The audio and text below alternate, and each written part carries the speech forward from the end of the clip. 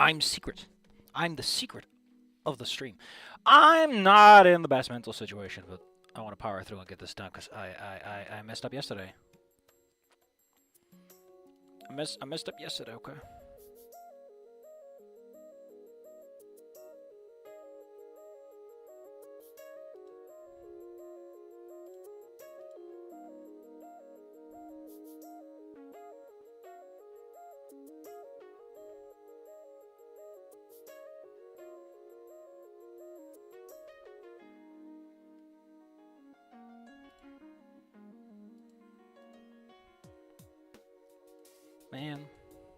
Man, I'm just giving everyone a little bit of time to filter on in, as they say, so we can go when we can.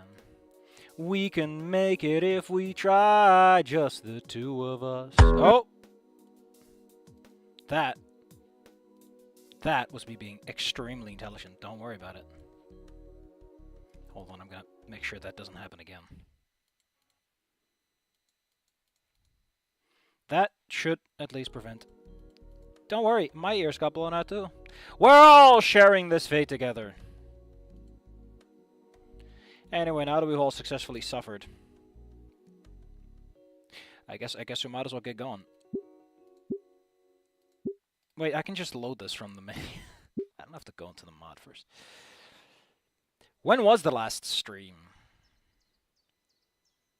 Oh boy, probably this one, right?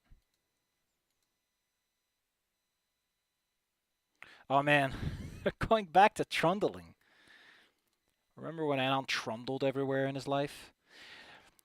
It's my good boy Anon trundling out to school. Hippity hoppity. Easter's on its way. Man. I remember when like every goddamn Tumblr had like a little song that would start playing when you visit it. It's like the hot, cool shit of the week was like, oh man, you could put music players on there with playlists. And everywhere you went, someone was ready to blast your eardrums out.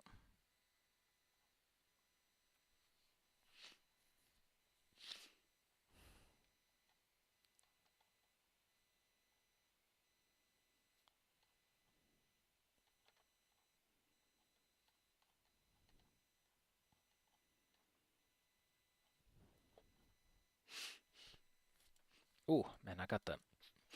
It's been a weird weather around here lately. I've had some serious issues with my cavities. Oh, not right now at least, but no, I see a lot of boogers, a lot of booger weather, a lot of cold too. I gotta start wearing jackets outside. Eek.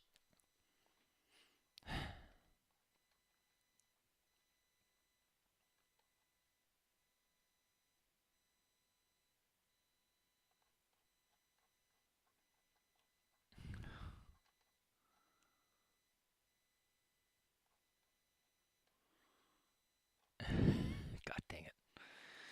I'm just kind of waiting for everyone to show up. I'll give it 3 more minutes, and during that time.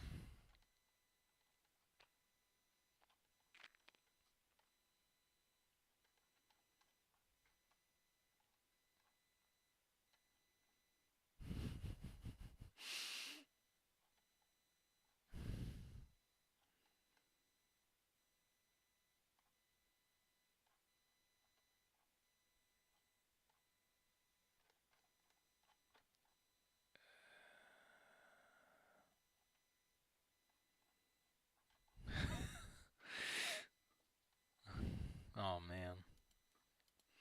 All right. Well, you know what? I don't even know if I feel like taking my sweet ass time here. Do I? Maybe I don't. Maybe I just don't.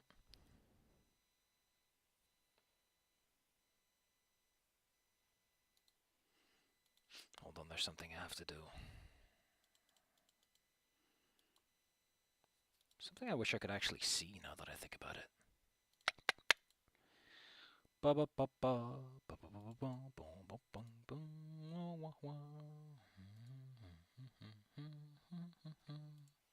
we go. All right, let's just get to it, shall we? Between Reed's frequent pit stop and the sheer volume of flyers Trish had printed out, it's starting to get dark by the time I trundle my way back to my apartment. Man, I missed Trundle Boy. It's Trundle Boy, my favorite character. Luckily, I managed to navigate the streets before any of the truly dangerous crackheads start coming up. Well, good for you, Anon. You lucky boy. Exhausted, I collapse onto my bed, too tired to even shitpost properly. God, I just love the music in this. I don't know what it is with Wani. Sure, they have more musical theorem, but I barely remember the songs in that. I mean, I probably remember them if I heard them, and it's not like I can actually visualize any of the songs here. Don't even pretend, Seffi. You're just talking out of your neck to seem cool. Ow! That's me bonking myself for the trouble.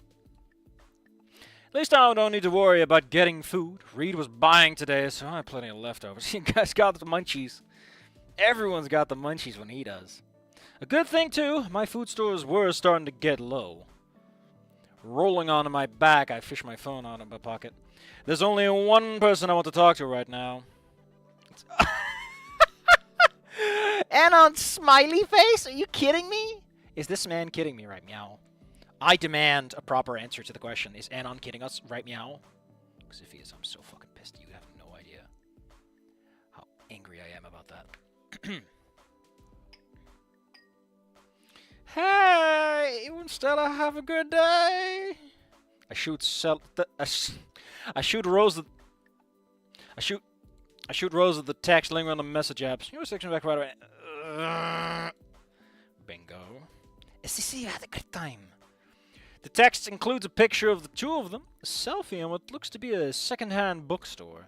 Looks like Stella had a whole new collection of manga clutched in her hands. Too distracted by the camera to notice Rosa's judgmental stare. That's not manga. That's not manga. No doubt Rosa found a copy of the Good Cave... What? No doubt Rosa found a copy of the Good Cave painting somewhere at the store and made another unsuccessful attempt to teach Stella the virtues of Raptor Jesus. Religiousness has never been like that, has it? I was putting up the flyers. The two of you have been gone forever. Reed was on something and tried to eat everything in sight. Must have gone all over town putting them up too. Dios mío, that boy has an appetite. I don't even know if my madre could make enough for him. The mental image of Reed eating Rosa out of the house and home makes me chuckle. That sentence should have a second pass, because it starts off a little funky, considering how the writing has been so far. I could see it going there, is all I'm saying. I could see it going there. That's all I'm saying. Don't look at me like that. Rosa and I continue to actually tell what feels like our sharing the aspects of our day with each other. Something about talking to her just makes my fatigue melt away. But I have not forgotten my promise from the other night. Mi madre is making mole poblano tomorrow. Your favorite? Your favorite? Would you like to come over and eat with us? A tinge of nerves flutters through my stomach. Meeting a girl's parents? Am I really ready for that? Has he met Fang's parents at this point yet? Rosa's whole life is dedicated to her family. If I leave a bad impression, I may never come back from it. Fuck, half the time I don't even know how to act around Rosa, let alone her family. What if I say something spurgy or start mumbling crime statistics? Crime statistics? What the fuck? She's your girlfriend, man! What if everything goes fine? This is not Anon. Who is this mysterious man? This whole time I've been telling myself I worry for what Rosa's family would think of me. What if I'm just scared they may actually find me tolerable? What, they might fine you for being tolerable? That's just criminal. You can't just fine a man for that. Then my relationship with Rosa would get serious. I can't hide what I feel about Rosa. Hell, I've only felt that way about meeting Rosa's family. Something about it feels like a point of no return. Like if I do this, then I'll never be with... Well, maybe, like, tell Fang sometime, huh? Tell her what, Reed? That I'm more interested in the Latino option? Glance back at my phone. Rosa's no doubt eagerly awaiting my response. Well, Anon, now's the time. I'm in. Exhaling, it feels like a giant weight has been lifted off my chest. I mean, Rosa will probably get right on there. It's how you met, isn't it? I'm in, Rosa. It's like every part is intentional, but given the writing, I wouldn't. Oh no, gracias, gracias. You have no idea how happy this makes me. By the way, Anon, do you have a crucifix you can? What? Yeah, there's one on your wall, but I don't think it's made for hanging off your head. Shit. Off to a bad start already. Listen, I personally feel that, like, wearing a cross is, like, a weird fucking thing to do, you know? Like, even within the context of being a religious Christian. You know, have a little faith in the big man up top, you know? Don't flaunt him like a billboard. That's what I'd say. The next day at school passes by in a blur. Rose and I made plans to have dinner with the family that evening. I was so nervous the whole day I could barely pay attention to anything. At least it was cut short by an announcement from Principal Spears. The Hulking Caveman took the stage, deafening everyone in the audience with a reminder that midterms were coming up and that we should take them seriously. With that, the band and I were released, along with the rest of the seniors. Following the flow of students, we managed to make it to the front lawn of the school. Checking my phone, I still got some time before my read-up with Rosa. So, bro, like midterms, you feeling confident? I turned back to where Reed is collapsed in the grass. Thanks to him, I've managed to contain a passing grade in Mr. Carl Dusky's class. That's without an E, thank you. As for the others, the only thing I'm worried about is Mr. Jingo's class. The guy is zoned out half the time. I don't think I've learned the difference between an oboe and an elbow. Elbow. Bad humor. Not like you could learn anyway. She rolled her eyes with a sneer. What the hell's her problem? So, Fang, what about you? Come hang with me and cram for the midterms? We could go to the library, meet my house. I think I'm just gonna head home. Trisha's face falls, her moving wordlessly for a second. Well, okay. Talk to you later, Fang. Yeah. Fang gives a half-hearted wave as the tiny Triceratops collects her things.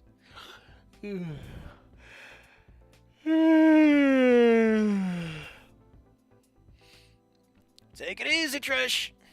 Reed's breathing drops to a droning snore. Before she goes, Trish takes the opportunity to let me up once more before heading home. Fuck her. Alright, Fang, take it easy. I'll see you when I see you. Just before I turn away, something darts out to catch my sleeve. It's... Again, either you've already met her parents, or, like, she doesn't... You can't slice this cake both ways, right? I don't know, it just feels really weird to have it both ways like this. Because I don't know if Anon would... It's like, normally this is why routes avoid that question, because it's so fucking awkward. On the other hand, this route has been explicit with Anon's sexual attraction, which, again, I'm not into that at all. It's kind of cute when it's these off-the-cuff remarks. It's way different when we follow his gaze, you know? Anon, wait. Fang's hand lingers for a moment on my arm before reaching up to brush her hair out of her face. I was thinking maybe you and I could study at my place. Oh, boy. I was hoping to avoid this conversation. Anon, aren't you, like, fucking shitting your pants that a Hoth Tarot girlfriend is touching your arm and wants a date? Like, my man, it's not even the Sadie Hawkins dance, and she's asking you out. As we all know, women are physically incapable of asking men out. It destroys their ovaries. And once they're infertile, well, what? Just throw them in the dumpster. Woman purpose served. Not, I guess, given the context. Fang looks at me, her amber eyes pleading. She looks uncertain, even nervous, glancing at me sideways before she stares off into the distance. Just like before, in Mo's back room, her wings begin to vibrate.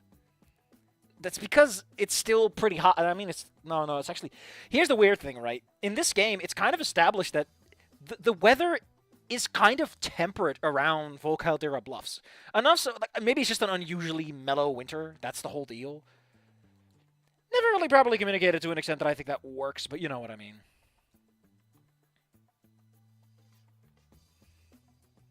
My dad's working a late shift tonight. My mom's out shopping or whatever, so... Just be the two of us. Where the fuck is your brother?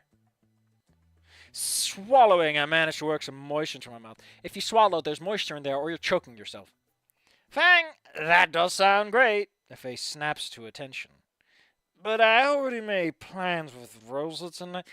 Look at this fucking normie. Look at this normie. Oh boy, oh man, I got 2 dates tonight with 2 hot girlfriends. Oh no, whoa. Jesus. Like, half the reason Anon worked as a character is because he was so pathetic it kind of, like, had to make do, you know?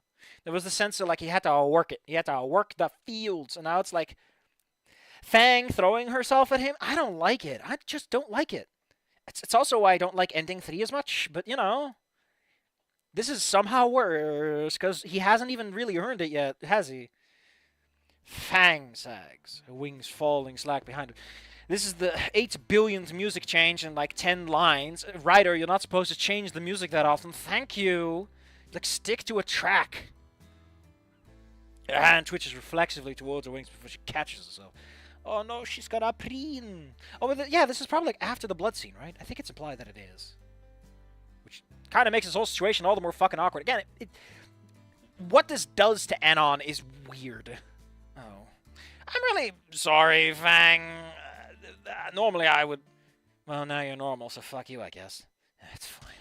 She recovers quickly, though, flashing a smile and jabbing me in the shoulder. God damn it, Fang, they broached the shield. It's whatever. Just promise me you'll convince her to use a... What the fuck? Okay, please. I beg of you that you have not forgotten that this is the moment where Anon just shits up Brick.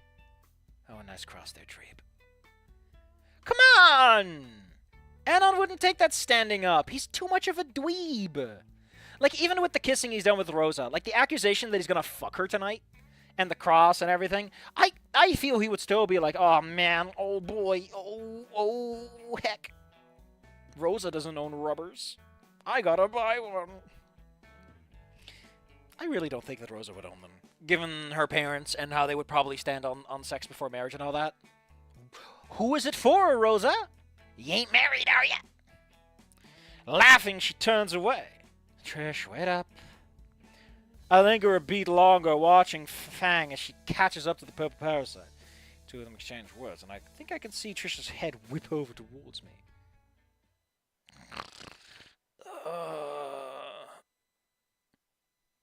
Reed, I don't need to hear your sexy dreams. Dude, shut up.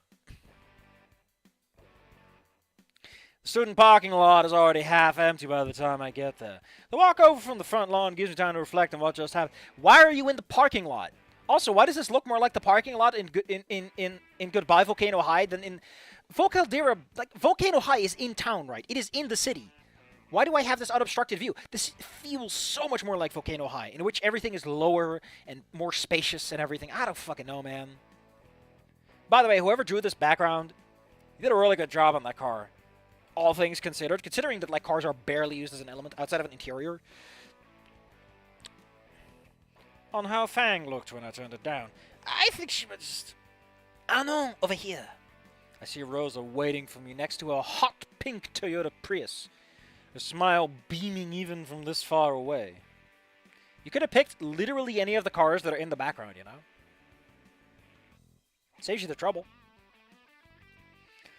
Waving back to her, I try to let everything I was thinking of fall away. It all feels like a distraction when I see Rosa, like some sort of obstacle I need to get over. But should I? Can I really be Fangs if I feel this way? Can we be friends if she feels... Rosa nearly tackles me to the ground, meeting me halfway with a running hug. Dude, you're gonna bump into a car. Don't do that. There's me novio. Come home, hop in. We're going to be too late. The 2 of us fall into step, hands interlocked. Seriously, so Anon, are you ready? Honestly, I think that a great way to make this work is to have Fang show up. You know, jealous girlfriend is a bit of a trope, but it suits Fang with how she's been acting. I could see it happen. Even if just passive-aggressively, you know? I don't know. It's not doing the things you gotta do to make an alternative character route really feel smooth, is what I'm trying to say. So, Anon, are you ready? I toss my bag into Rosa's backseat before turning back to her. The orange ankylosaur smiles at me, laying her hands on my chest. I come to realize that she's probably taller than me, but she keeps squatting over like that. I can't imagine that's good for her back. Is it because of her tail? She's trying to keep it straight or something.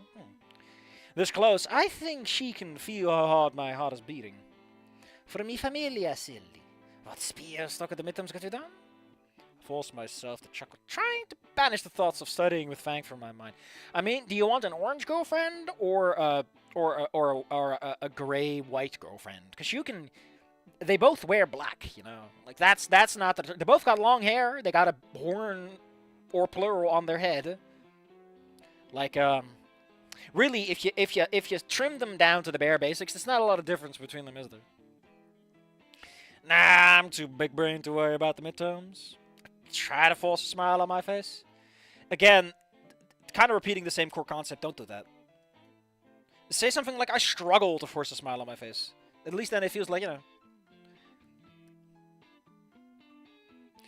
No, not even. I don't know.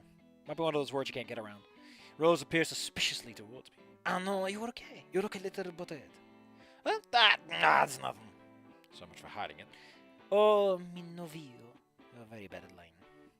Rosa taps a staccato beat against my chest with her claws. She's not musical. Stop that. Seriously, you can tell me? Trust me. Rosa turns to me, her eyes searching every part of my face for clues to what's troubling me. All she finds is an absence of features. After all, I am an anonymous why. That is not how that works, I know. It's just, part of me wants to blurt out the truth, tell Rose everything that I'm feeling. Not just so she can hear it, but so that I can as well. Taking a deep breath, I steel myself to tell her about me and Fang. About our friendship, but, you know. I'm, looking at Rose. I can feel the words die in my throat. I can't do it. She looks so concerned about me. So worried about my happiness. I find myself instinctually wanting to make everything okay for her. That's how she gets you, my man. You are lured into a dark and dangerous place, from whence men like you never return, you fool. Down the perilous path of girls, girls, girls, thou shalt slumber no more. You know, this is the perfect time for me to say something like, a wow wow. Because I wanna. Because that's the word that was stuck in my throat, was a wow wow. A wow wow. Sometimes things are just fun to say, and I just want to say them. A wow wow. She looks so concerned about me, so worried about my happiness. I find myself instinctively wanting to make everything okay for her. Looking at her, I realize I want nothing more than to make her happy. I couldn't do that to her. Burden her with my own problems. My man, isn't that what a relationship's all about, buddy? Besides, she has enough on her plate. With her mom's illness and all. I'm sorry, Rosa, but maybe one day. Reaching down, I give her hand a squeeze before pulling it to my lips for a soft kiss. Don't pull it to your lips with a soft kiss. That's a strong suction, but my man, I'm just nervous about meeting your family, so. It's the first time I'm meeting a girl's family. What if I mess up or do something to offend them? Laughing, it's Rosa's turn to pull my hands down for a kiss. Anon, you are so sweet. Stupido, but sweet. I'm sure mi familia will love you. All you have to do is be yourself. You won me over, didn't you? That's true. Somehow I was able to land someone as special as Rosa. I mean, if you're using words like that, what the fuck is Fang even, my man? I remember correctly, you fellow taught me. Rosa gives me a smack across the head, laughing. I mean, without the hair, she might have seen anywhere as like hitting my cheek, I guess. I'm not talking about that in front of mi familia. Familia? I don't even know if that's... I don't know. Nuzzling herself against my chest, Rosa slips her arms behind my back. At this point, most of the other students have left, leaving us alone in the parking lot. Normie.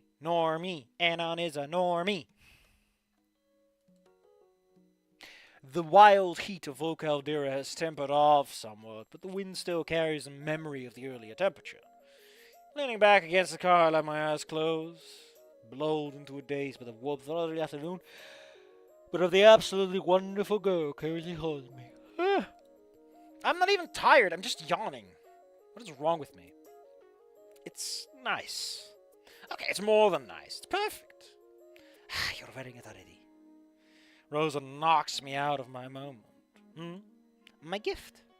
She taps the golden cross hanging around my neck. Listen, I don't think there's a girlfriend beautiful enough in the world to make me hang a cross around my neck. I mean, I barely do neck jewelry anyway. If ever. I would, listen, it comes from two sides. I feel it'd be disrespectful to pretend. The implication would not be polite. And I just don't think it'd be nice for everyone involved. It would be a facade. That's not a good way to start off a relationship, is it? Like, Anna, you have a cross in your room, but honestly, with how you behave, I think it just came with the fucking room, didn't it? It's a gift Rosa slipped into my locker earlier today. The note that accompanied it is still tucked safely in my pocket. Again, this is, like, you can easily make the necklace, like a little detail you slap on and make some custom frames for it. It's apparently not that hard to do to make composites like that, I think. But it would save you the trouble, and it would also make the reveal a bit more interesting. Remember my promise, mi novio. You didn't have to wear it until we got in front of my family. I know. But I wanted to, you know. You went through all the effort to picking it out for me, so I figured. Is a cross something you pick out for someone?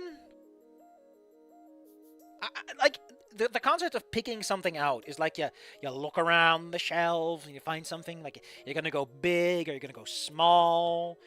You know, are you going to go for the black shirt or the white shirt? What kind of prints? The length of the sleeve? You know, there's a lot of details. But a cross is a cross. I don't think you pick out a cross for someone. You just throw something at them and it works. You know?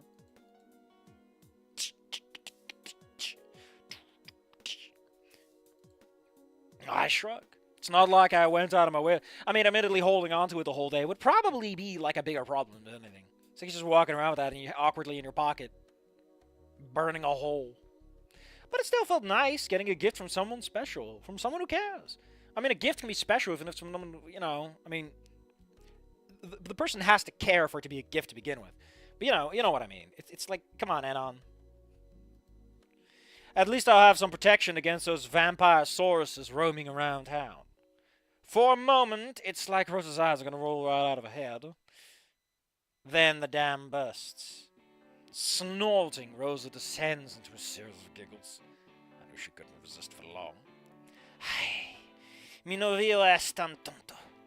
Stepping back, Rosa takes both of my hands in hers, giving them a squeeze. It means a lot to me, I know. Gracias. Rosa sighs, gazing up at me through hooded eyes, swaying back and forth. Man, when she looks at me like that, like a swaying palm tree in the breeze. More like a swaying pineapple, I guess. It's all I can do not to grin like an idiot back at her. At first, I thought I would have to hide who I am around her. Have to try and be an upstanding, serious boyfriend, like Nasser. But now I realize she was right. I just need to be myself. Considering that Naomi is like soft Asian coded, the whole idea of like Nasser wearing a cross with her to prom feels even weirder in context.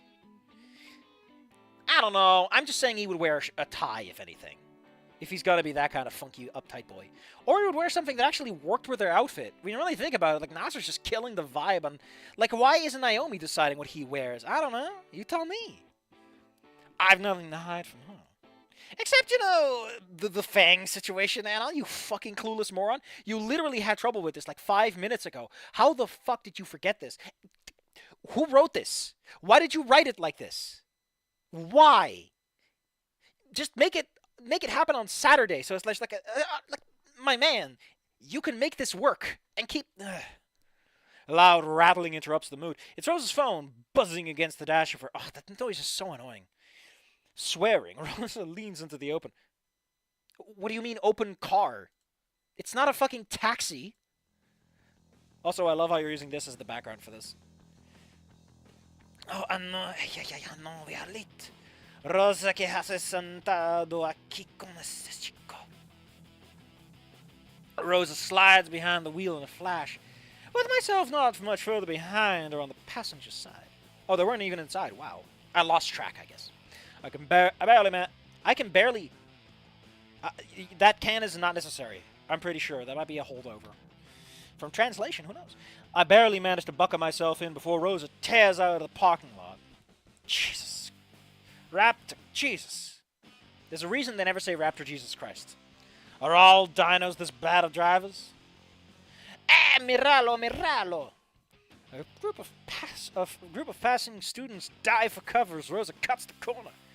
Maybe I'm gonna have to meet a family after all, because I'll be dead in a ditch on the way there.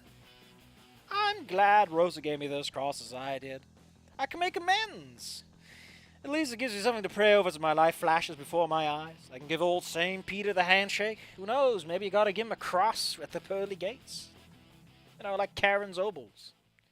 The drive out to Rosa's house is long. Much longer than I expected. The bustle of the city gives way to the neat order of the suburbs, which in turn yields their place to a patchwork of farms and ranch houses.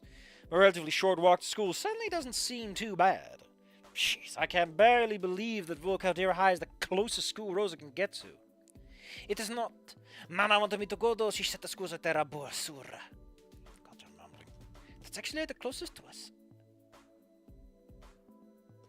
I think Papi went there, actually. Rosa points to a semi-dilapidated building as we drive by. Its most prominent feature being several smashed windows and the dire need for new paint. If it wasn't for the billboard out front sporting the school's name, I think she was lying. Must be hard living so far from school. Rosa turns off the main street onto a low, unmarked road. Why am I yawning? I'm not even tired. See, it can be a pain, especially when I'm late doing my hair or whatever. Yeah, that stuff will hurt you, because if it's a long drive, like if you're late, you're with it, it's in your head the whole time. You get yourself hurt. I peek over, watching as Rosa tussles her hair with a free hand. It's hard to believe she's ever had a bad hair day in her life with how luscious those auburn locks look. I am non de shallow. You're making me blush. Sometimes it pays to mumble. Chuckling, I point to my impeccable chrome dome. At least it's something I don't have to worry about. Giggling, Rosa leans over to elbow me in the ribs. I entertained us for a while by attempting to blind passing motorists with reflection off my head. I'm pretty sure that you're legally liable for that, and it'll be pretty easy to find out who you are, given the context of where you are. So don't succeed, is what I'm trying to say. Eventually, Rosa pulls off yet again, this time through a wrought iron gate and onto a well-maintained gravel drive. I wonder what it's like to maintain a gravel driveway like this. You probably don't have to do too much over the year, but when you do, who do you call? Long stretches of green-growing things flank us on either side. This must be the place. I love this kind of building. They look so neat. They have built-in awnings, too. Also, I just love the mixture of white and orange, the terracotta, with the wood. Rosa pulls up to a large terracotta-tiled house. It's nice, with a large porch. Fuck, that's a really nice porch. Like, goddamn, what a house.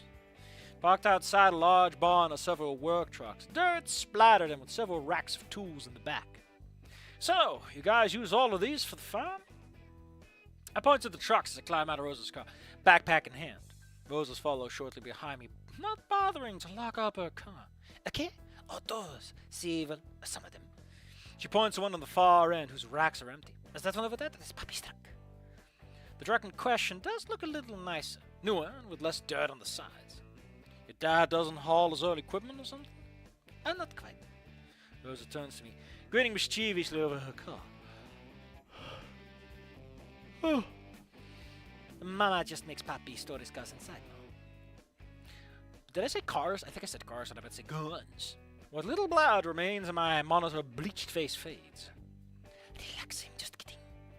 I sigh, resisting the urge to mop my forehead. He still leaves them outside sometimes, trying desperately to banish the image of a gun-toting ankylosaur breaking down my door. I turn my back and gaze out across the field. Listen, Fang also has gun-toting parents. You cannot catch a break. You should date read. I'm pretty sure his parents do not own firearms. Maybe one. But not for people out of the house, So, changing the topic for no particular reason, is all of this your family farm? I jab a finger out towards the fields. Rose joins me on the other side of the car, away from the house. The fields come nearly all the way up to the house, separated only by a well-kept yard and a pasture-style fence. Beyond that, though, they seem to stretch a pretty sizable distance. I see all 40 acres of it. Half of it will lease out to other field farmers who need extra fields, or to companies during the off-season. I nod along. Even after all this time in the gardening club, I still know nothing about growing things. Although I did grow that cool mushroom one time. On that sock that... You know what? Never mind. Mama and Papi bought it when they got married. She giggles, sending my heartbeat quickening. I don't even think they had money for a house at first. Must have been an awkward wedding night. Rosa elbows me in the ribs again, a little less gently this time. Aye, none of this. Comprendido. Rosa settles down, leaning her head on my shoulder. It's not much compared to the other farms out there. Compared to the other farms? Taking in the size of the field, it's hard to imagine this is a small... But farming is a big thing, and you need a lot for a little. Like, most of the plant isn't eaten. I help out Puppy when I can, weekends, or after school if my boyfriend doesn't make me late. I rest my head on hers, smelling the sweet smell of her hair. No, stop sniffing the cotton candy. Why does your dad have this outside? Just a random cotton candy machine and he's just sniffing it.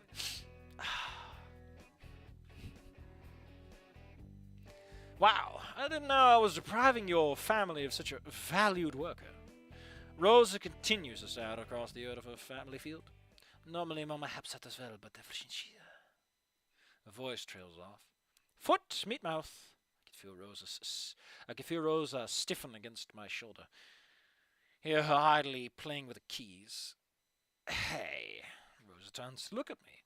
A small, sad little frown creasing her beautiful face. I didn't mean to bring that up. I didn't mean to bring up that. Honestly, I didn't. This is supposed to be a nice night. And here I go stressing you out and shit. I'm sorry. I can't know what you're going through, but I'm here to make it better, however I can. I'm here for you. I pull Rosa into a squeeze, feeling her hug me back tight. We stand like that for a second, both of us relishing the other's touch. When Rosa speaks, her voice is muffled against my chest.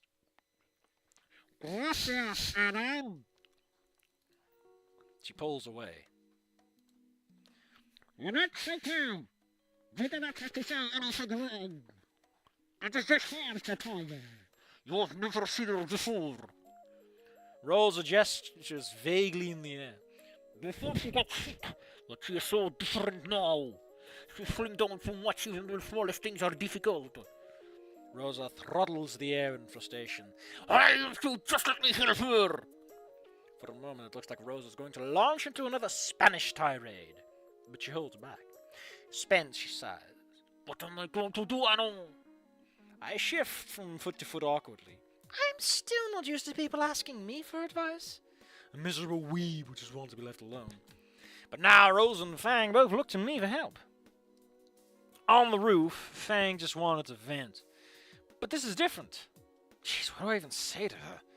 Everything I can think of sounds so trite. So commonplace. I honestly don't know what to say. Rosa, she turns her eyes to mine. Miss Katsuragi, the truth is, I don't know what's going to happen with your mom. You liar.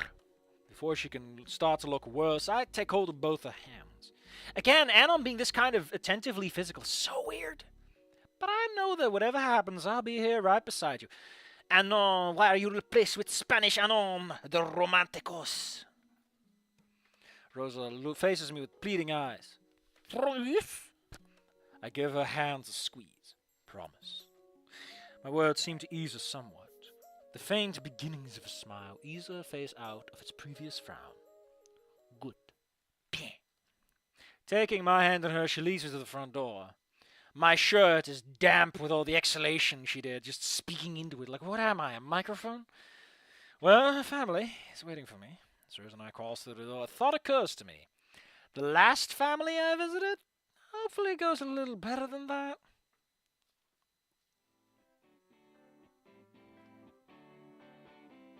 Mama, papi, estoy en casa. As Rosa leads me through the front door, I'm hit with an immediate and powerful wave of smells. The strong odors, reminiscent of Rosa's cooking, permeate the inside of the house, the rich spiciness promising the best meal of my life, the strongest of which is coming from over there. Ah, smells good, doesn't it? I look back to where Rosa's hanging her backpack in a closet. A brief glance of a mountain of work boots and trucker hats cements that this is a working household.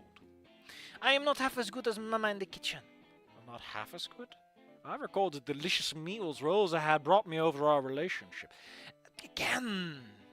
Spanish anon! I should just give him a Spanish accent and call it a fucking day, if I disagree with it so much. This promises to be a good evening then. Rosa gives me a playful hip check. With hips like hers, though, it's more like a wrecking ball. My hip shattered, I've suddenly aged 40 years. Hey, aren't you supposed to say I'm the best cook? I managed to catch myself before stumbling into a wall of pictures. Isn't honesty the best policy? Rosa rolls her eyes at the tired cliche. Not when your girlfriend's feelings are at stake. Giving her my most innocent grin, I take a look at the photographs I almost crashed into. Most of them seem to be family photos.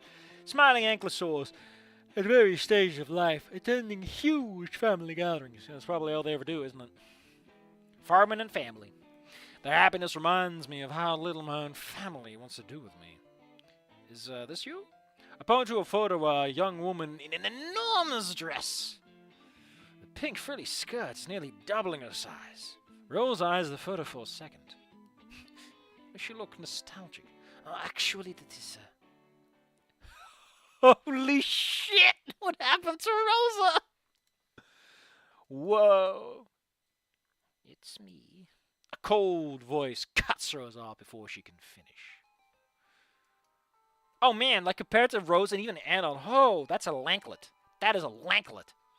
I turn slowly to face the owner of the voice, suddenly very aware of how close Rosa and I are standing. She's just standing here, she's standing here because I'm standing here because I'm standing here.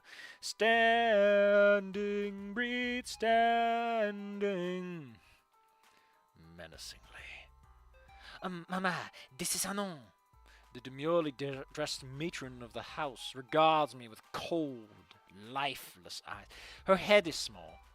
Listen, anemia does not make your skull shrink. I'm sorry to tell you, but having such wildly different head proportions is weird. How do you do, madam? I extend my hand to shake, but I accidentally put out both hands at once. Any second now, I feel like I'm going to slip in my own puddle of sweat. I mean, she looks very unintimidating, and unlike Rosa, she is obviously shorter than Anon, because she's already standing up straight. Ah no, this is mi madre Isabel. So, Rosa's mom takes a step towards us. I have to fight the instinct to step back. With Fang's dead, it was like staring down the barrel of a gun. But this is like being measured for my own coffin. You are the niño my Rosa has fallen for. She looks me down, head to toe. She looks me up and down, head to toe, before dressing her daughter. Less pequeño. Hold on.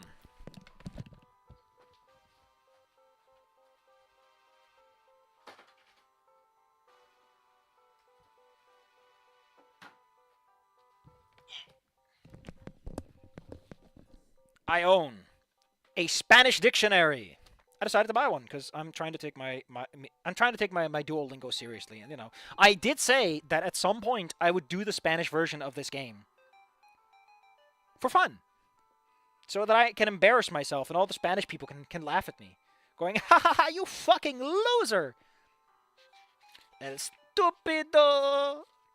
He tries and tries, but he just can't make it. I need to look for PE, PEQ, PEQ, PED, PEG, PEI, PEL, PEN, PE, big Q. Okay, next one. Pepino, cucumber, grenade.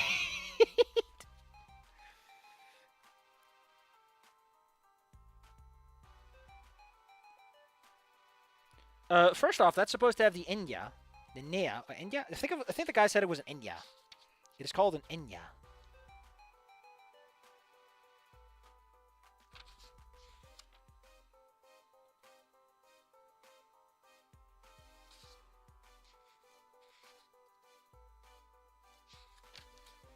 Oh, this dictionary doesn't contain, like... But I think the guy said it's called an Enya. I found one, but it has an Enya in it. Pequeño. Small. Or young. No. Small or young, I think. Or something is too small for you. Klein burgerlijk? What? Pequeñas. From Peking? Oh, bye. Neat. But yeah, Anon, you're small. He's just a small little man. Mama. You're calvo. Calvo? Calvo? Excuse me, are you calling me a calf? And I'm standing there with this fucking dictionary. Calvo. Hold on, please. I'm trying to find it. Bald! He's a short baldy. No, my poor boy. Her eyes seem to fixate on my head. My calvo. The pair of them descend into rapid Spanish. Even with Rosa serving as my free tutor when she can, I haven't learned nearly enough to follow the conversation. Eventually, after much gesturing, Rosa seemed to have won whatever battle they were waging. The stern, spiny senorita favors me with a curt nod and a sniff. Dinner will be ready soon. Go wash up down the hall. Without another word, she turns on her heel, stalking back towards the source of the heavenly smells. I finally release the breath I had been subconsciously holding. How can someone that frail-looking muster up such intensity? I felt like she was going to nail me to the wall with her gaze alone. But with Rose, I feel Rose on my side. I would rewrite that because you're starting the same sentence off with the same verb, and it's not intended, you know what I mean. I feel Rose at my side, tugging me down the hall. Come on, Anon, you heard, Mama. I did? I'm still dazed after my near madre experience. Rosie gives me a weak smile. Cheer up, this is going well. That was what you consider well? A CC.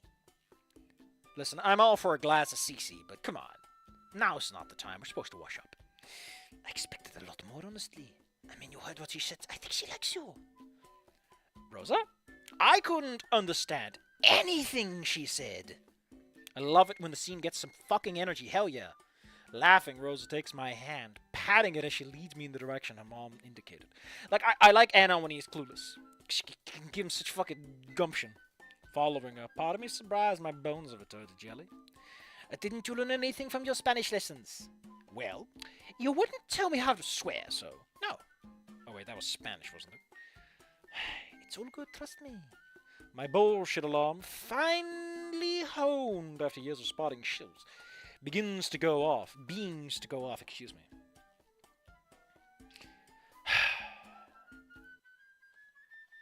What the fuck is a flaco? I have a dictionary. Rosa, you cannot stop me. The F section's relatively short, at least. It shouldn't be too hard. F-I... No, film. Fino. Flanco. Flank. No, flaco. Fisco. Flaco. Weak. He's bald. He's weak. He's short. Anon has 0 redeeming qualities. Ah, you poor man. Monstruoso. I love that word. What does mono mean? Not stereo. Monkey. He's a small, weak monkey. Oh my god, she called him a fucking monkey. Or he's ugly, or he's dumb. Oh, this poor man is getting slandered. Rosa, what does pequeno monoflaco mean? Hold on, I need to say it like a proper American. Rosa, what does pequeno monoflaco mean? I don't. If I didn't know any better, I'd say she was biting back a laugh. Look, you made it to the front door, didn't you? It's not something any other boy can say. A Pyrrhic victory at best. Really, any other boy? I'm the first one? Like, I am honestly surprised I'm the first in your family that... You know, this is not the time to be posting the fucking brain rot girlfriend at me. God, I hate it.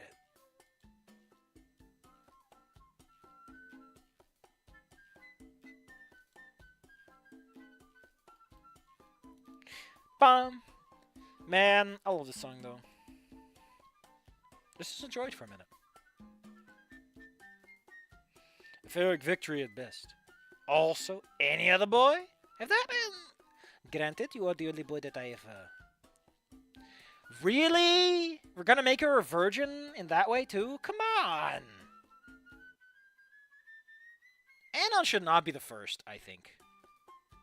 Like with Fang, it kind of makes sense because Fang lived this relatively hard punk lifestyle.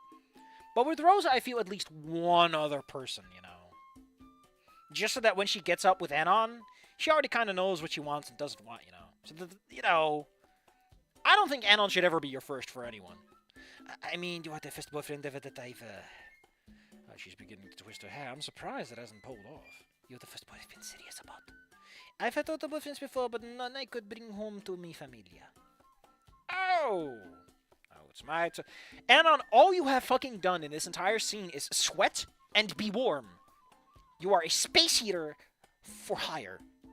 That's, Rosa buries her face in her hands for a second. Ay, Dios mío, Anon, do not mention that to Mama. Well, what, the other boyfriend's part or the part about being serious? She uncovers her face with an embarrassed laugh. Both. If Mama knew there were other boys, once I didn't mention Sheeta, I think I can imagine what would happen if Isabel found out Rosa had other boyfriends in the past. For some reason, the shallow graves keep popping up. Don't worry, Rosa. You're safe to say with me. Yeah, with all the fucking mumbling. Honestly, I could see it being a whole different plot point. Rosa sags with relief.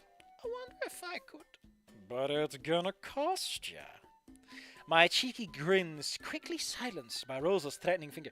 Again, I wonder how intentional it is that Rosa is drawn with extreme masculine bulk from time to time. I mean, it's perfect. I think people are underestimating how nice a woman with a little bit of manliness can look. I'm just saying, don't argue a lady with a stubble until you've tried it. You might just enjoy the sandpaper feel to get those little chunklets off your lips. Or scrape your tongue, nice and clean. Every bite is a fresh one. Don't use your bearded wife as sandpaper, please. Just kidding. Nope, can't joke about it yet. Non lo per... Oh, excuse me. Non lo giuro por mi Dios.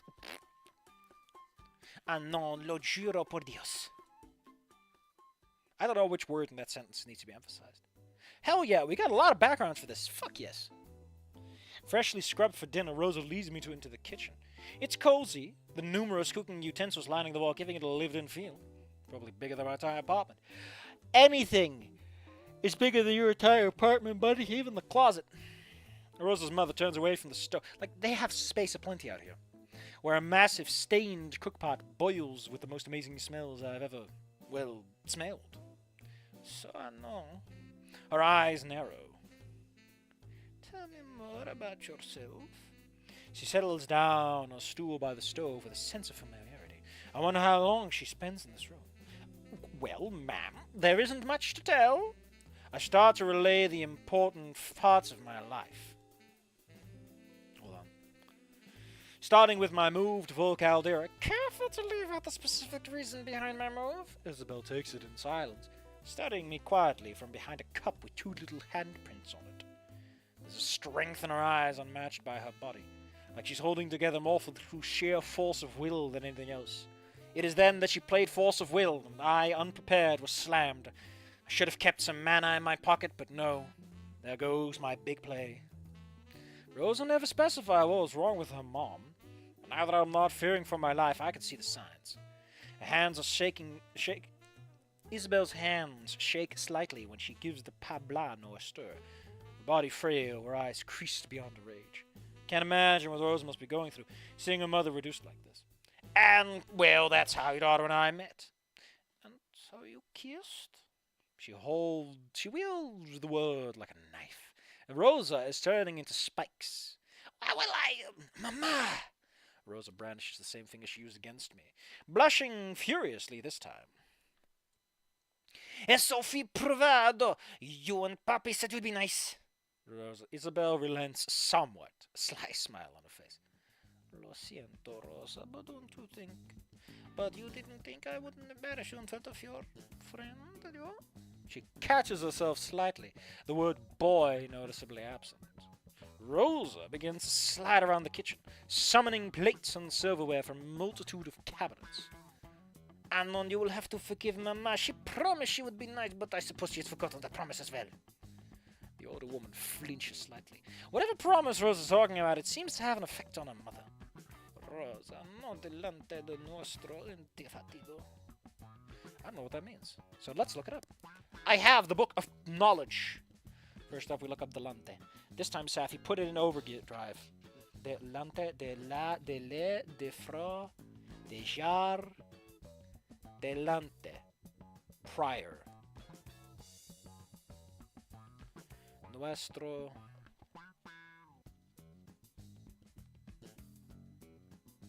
There's a lot of C words. And a lot of P words. One page of K's. I mean, English doesn't do a lot with K's either. But N's are also pretty sparse. Oh! Oh, this isn't just N. This is also the curly N. You have words that start with a curly N? Well, one page of them. Ñ, the Spanish letter. La ñ. Ñame. Ñapa. Ñu. Ñodillo. Well, learning Spanish with Safi Hour is fantastic. Naughty or no naughty? What? Fucking Frenchies. Nuestro. Look for nuestro. Nube, nude, nuestro. Our. That before invitation? The two women stare each other down for a second. Hold on, I'm gonna pull this for Google Translate because I need to make sure that I'm doing the right thing here.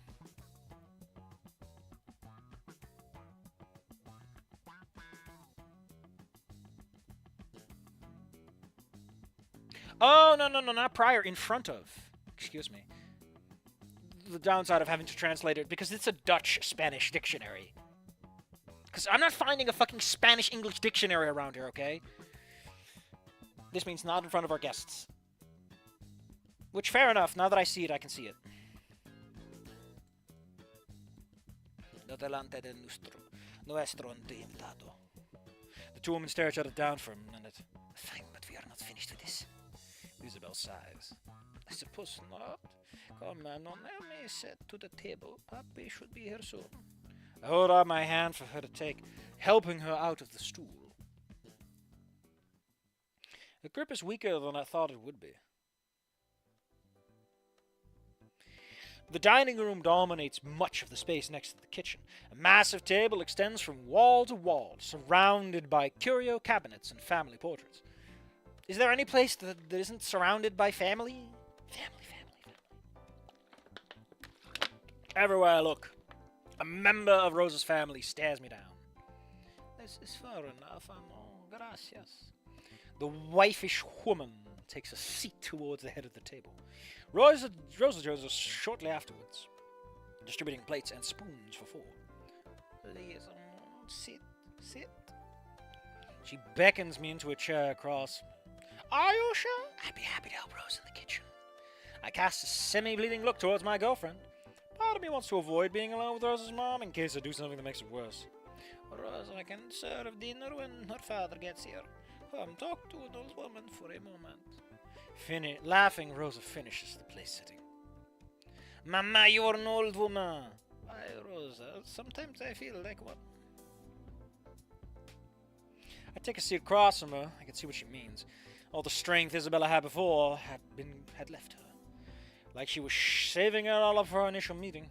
She can barely sit upright without wincing now. Oh no, I'm so sorry for how I acted before. Oh, you can even see the kitchen for you. That's pretty fucking cool.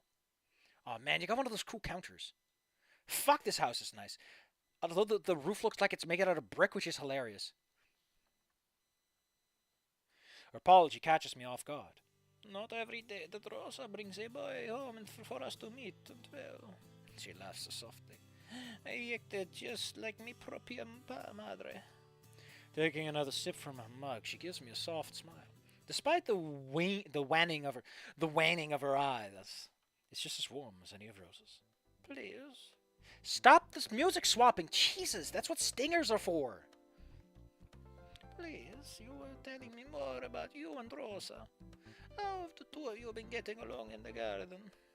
Before I can answer, a booming voice echoes from the front door. Your leg! No, wait. Your leg! Ilya Staki! Not bothering to wait for a response, what I can only assume to be Rosa's dad barges into the dining room. It's like watching an avalanche of scales descend towards me in slow motion. Papi! Why is everyone at the edge of the screen again? Rosa flits out of the kitchen, hugging her father. She spins around. Joshua, please, so many times have I told you, boots off at the door. Rosa gives the Titanic man a pleading look, her voice weak. Okay, Letting Rosa down, he looks back at the dusty bootprints on the floor. Holding both hands to his gut as if to contain it, Joshua lets out a booming laugh.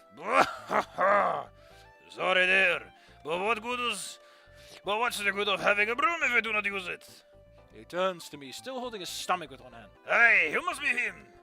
Rose introduces me from the kitchen as I stand, hand outstretched. Papi, this is Anon, my boyfriend. She gives me a cute smile while she attends to the dinner being cooked. Well, I've heard much about you, boy. Come here. I want to see the pod racer, yes. Come, let us pod race. Fuck!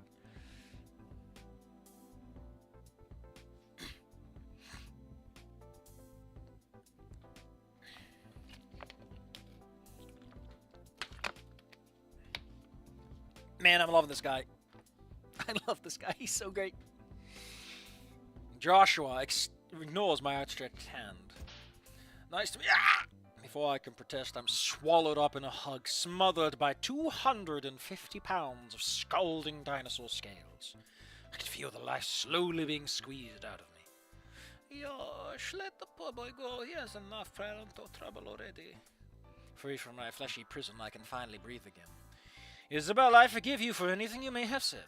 Oh, sorry. It's just so good to see you, Anon. Joshua's repeated claps to my shoulder feels like I'm being driven into the floor like a human nail. I've been looking forward to this all week. My little girl bringing home a boyfriend for the first time. What wouldn't be excited? His mustache makes him look like a vacuum. Rosa emerges from the kitchen, a tureen of heavenly scented goodness cradled in her arms. Papi, please, I'd like for there to be something left of Anon by the end of the night, okay? Ignoring the idea of Rosa wanting me at the end of the night. Indeed, I'm sure you would. Josh, go clean up, we're about to eat. Laughing, Rosa's dad flees to the kitchen as she starts to dole out the food. I have to hold myself back from diving into the sticky sweet goodness. If anything, it smells even better than the time Rosa brought it to the garden club meeting. Still in one beers? Smiling, Rosa takes a spot next to mine. Barely. Your father may have squeezed a bit out of me in that hug. I could see Isabel smile out of the corner of her eye. She was preparing her own appetizer of pills. See, he's a friendly guy, Papi. He almost impaled himself on Stella's spikes the first time she came over. Stegosaurus spikes are plates, they're not spikes. Does Stella have spikes? I don't recall Stella having spikes, she shouldn't. Like, she's distinctly a stegosaur, right?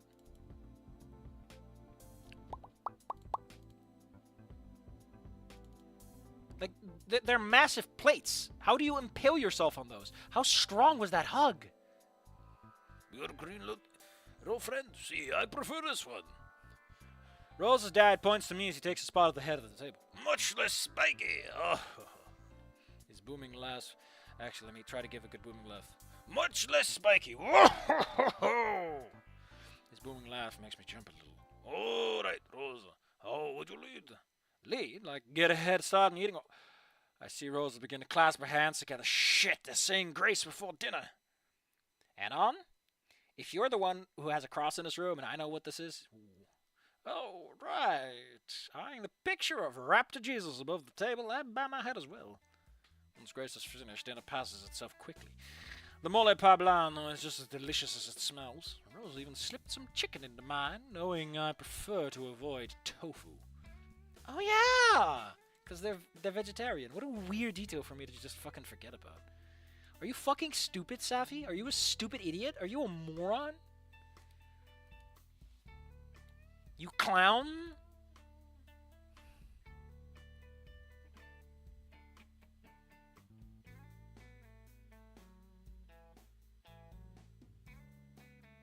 Oh.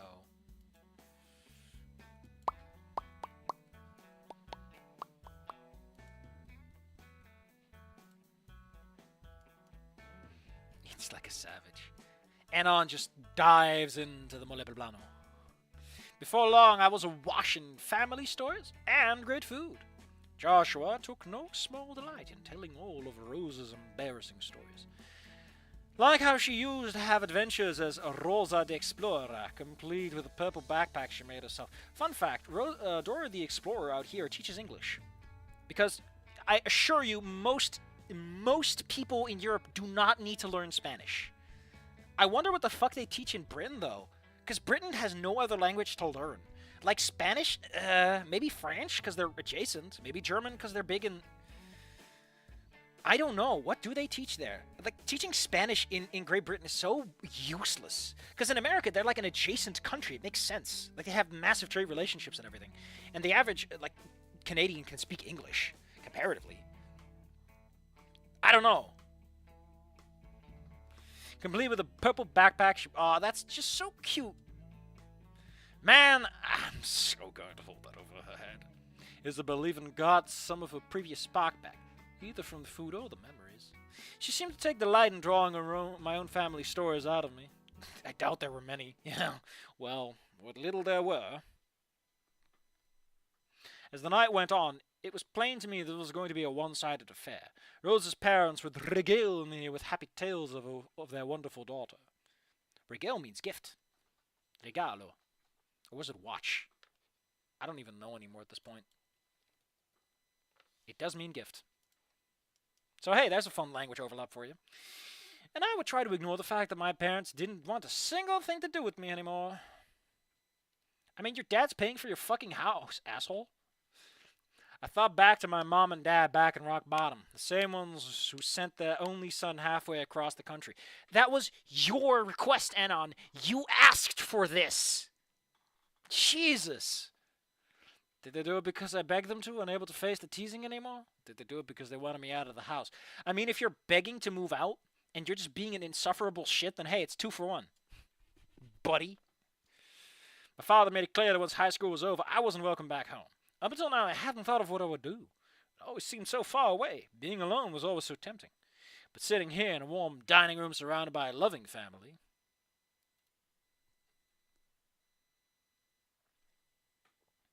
Rug bottom. I think you were on the wrong bus. Sorry, sir, but you're supposed to bring me a ticket. But sitting here in a warm dining... Anon, do not be tempted by family. Otherwise, you will end up in a situation where every time you say family, it starts echoing. Like, I can't believe I forgot about my family. I guess I realized I kind of wanted that. The idea of going back home tonight after Rosa drops me off to an empty apartment in Skid Row. Is that what I want? Oh, right. It's such a weird thing to do. But I like it. It's like... They're doing the whole thing of, like, funny accents without actually using any accent. It's great. No one gets insulted, except the core conceit of different languages existing at all, to English. They could have so easily just done something Spanish or French, because, Americans are used to that. But no, they went for the high blow. At least out here, they didn't put an accent on it. Maybe in the American version, because remember, in Dutch, they dub it. They got good VAs. Holy shit, the whole thing mirrored. We're probably in a different room now. After dinner, Rosa's parents walked us to the door. Anon, thank you for coming over. The frail woman gives me a hug, hands trembling somewhat on my back. Keep on treating her right, and you can come over for dinner, Easter. Mama! Rosa's mom hides a laugh behind her hand. Anon, what a pleasure to have you out there. You can do this, Anon. Steal yourself. Nope, didn't help. Fuck, my spine might be dislocated. Next time I could show you the fields and make a farmer out of you. I managed a weak laugh to match his. Hey, probably humans were faster with the whole, agriculture thing than dinosaurs, I like to imagine. Because humans want the banana. They are monkey, they want the banana. I mean, the gardening club is alright, but... Papi, stop trying to hire my boyfriend. Thank you, Rosa. These hands are meant for farm noobs, not to farm... These hands were meant to farm noobs, not farm crops. Drive safe, you two. Let's fix his spin. That's how you fix a spine, yes. Rosa gives her parents a hug.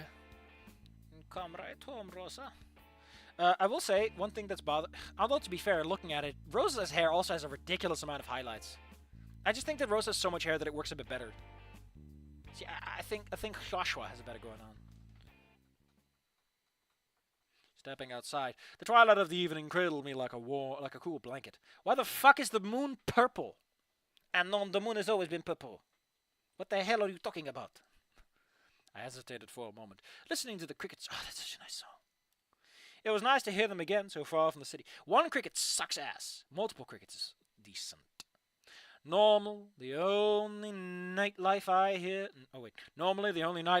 are sirens and the screams of drug addicts. Out here was more like home, like rock bottom. Since when did I think of rock bottom as home? Because of the Martians. God damn it, Martians, they polluted the moon with their pollutants, and now the atmosphere makes the moon purple. And no, I realized I'd closed my eyes. Sorry. I was just taking it in for a moment. Rosa entwined her arm in mine as we walked to the car. I could feel her sigh against my body. I think that went well, didn't you? I nod, letting her voice mingle with the relaxing sounds of the phone. Papi liked you, but I guess he likes everyone. Even Mama was not as bad as I expected. We'd reached the car now and moving to hold each other face to face. You expected was? Maybe. Rosa gives me a coy smile. You won her over in the end, though. That is all that matters. She wasn't kidding about this, though. Our faces were almost touching at this point. Rosa's eye begins to... She's sliding in. Oh, the motion tweening is happening. Rosa's eye begins to close. She presses her body against mine. So, I've got to treat you to be invited back, huh? Her hands trail up her arms, coming to rest on her shoulders. God, she does smell wonderful. That's because you spilled mole poblano on her. She smells of foob. Oh, sissy, you better treat me real good, I know. Her lips parted as she reached up to me. My only mouth... my own mouth coming down to meet her. So, treat me well and kiss me, mi amor. Rosa's arms keep around my neck, pulling me even closer. I would have gone with creeping ever closer, but what do I know? It was all the excuse I needed. This is where Joshua hits you with both barrels of his double, man. You fucking clueless monster. You do this when you're away from the house. After what feels like an eternity, the start of a new quarter finally dawns. Not a moment too soon. I managed to survive the midterm with most... Oh, we're in a new chapter. I managed to survive the midterms with most of my grades and sanity intact. I owe most of my survival to Stella and Rosa, honestly. The two of them were a huge help in helping me study. Normally I'd fall back on Fang Trish and read for help, since I've got most classes with them, but... for some reason, Trish decided to drop a metric ton of bullshit on me during midterms week. I Accidentally spilling coffee. Why is she fucking carrying coffee around? What high school student is allowed to just walk around with a cup of coffee? Accidentally spilling coffee on my math notes. Deliberately interrupting my study sessions at the library. Pulling Fang out of her music lessons for some stupid reason or another. She even tried to get me pulled out of one of my tests. It's bogus about me making a bomb threat or something. Everyone knows the mass shootings of the new craze. I don't know if you should say that in this game, but I like your gumption. Was like she unleashed a year's worth of pent-up rage at me in the span of 5 days. No matter what I did, she just wouldn't relent. Whatever, at least it's over with. The pink parasocial parasite rolls her eyes over the rim of a hideously bedazzled coffee thermos. Spears came over the speaker during homeroom, demanding all seniors make for the auditorium for a special announcement. Naomi took the opportunity to walk with me, but I know exactly what she really wants. Anna, you've just got to ignore Trish. Don't let her get to you. Like you've been doing this way? Shouldn't Naomi be, like, heavily trying to stop this? Because, you know, Fang... And try to have some fun. Maybe you could take Fang to... This again. There we go. Ever since the concert at Moe's, Naomi seems convinced that Fang and I belong together. Naomi, I've told you I'm with Rosa now. Fang and I, we're just friends. She hardly took that for an answer. I just think the two of you would work together so well. Despite my efforts, it's impossible to turn her out.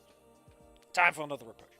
Look, I appreciate the help, Naomi, but I'm fine. You're not supposed to ship real people, Naomi. That's very weird and uncomfortable and rude.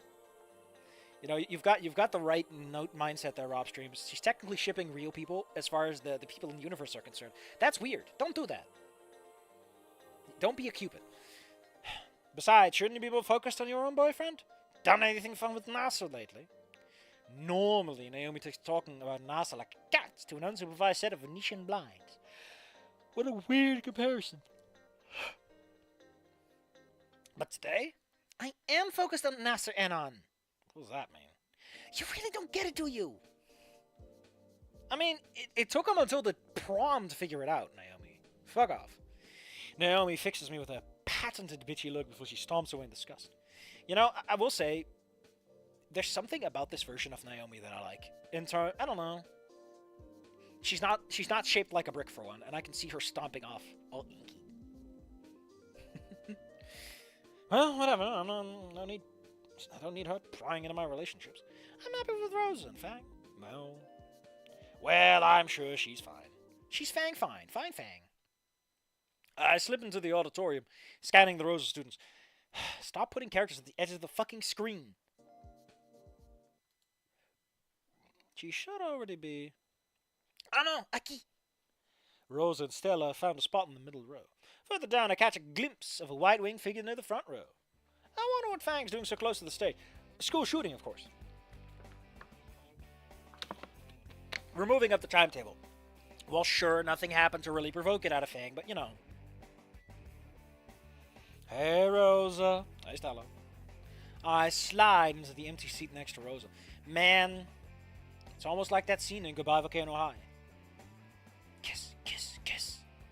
Automatically, our hands find one another's. Magnetically. Did they say what we're doing here? No, nothing yet. Oh my god, do you think it's about prom? Wouldn't they just announce that to the whole school over the PA system? Besides, isn't it a little too early to be worrying about that? Is that so? Rosa jabs a finger into my chest, smiling. Not looking forward to prom, mi novio? I shift awkwardly in my seat. I've never been to a school dance before. My reputation at rock bottom precluded me from asking anyone out. I think Goodbye Volcano High would be like for Snoot game Fang would be such a weird thing. It's like, oh, everyone accepts you for being non-binary. They're all super supportive and nice and kind. And Trish isn't being weird, and the band is your thing, and you're super talented, and your brother is a little annoying, but he's not fucking weird, and your parents are absent but trying. But on the downside, you have to date Naomi. I'm sorry, Fang, but you have to date your worst enemy.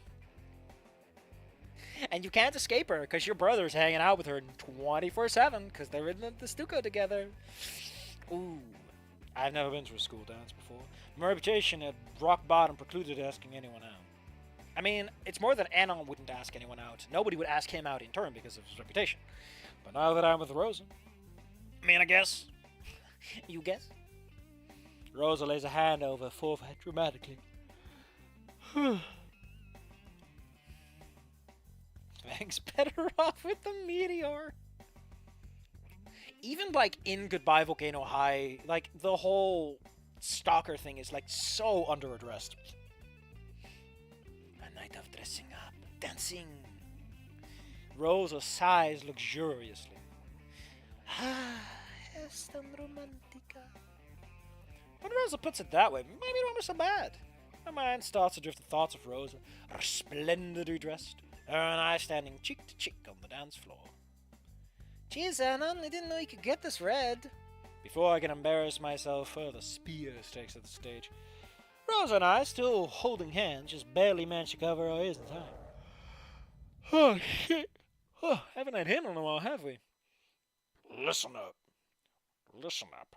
I'm sure you know by now, but graduation is coming up quick. It's my job to make sure that you are prepared for what that entails. First, your student council has prepared a slideshow to start us off.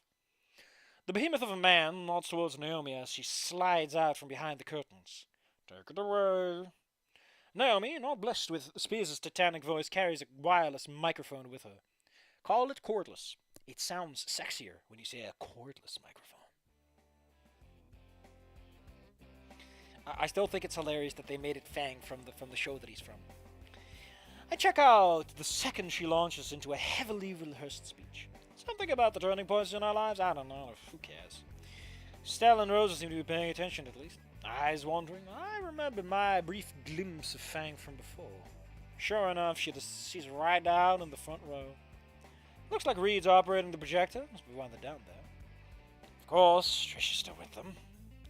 Barely make it out, but it looks like she's looking back at the seats. What's she looking for? I give her the bird as she gazes over me. That's what you get for you, stupid.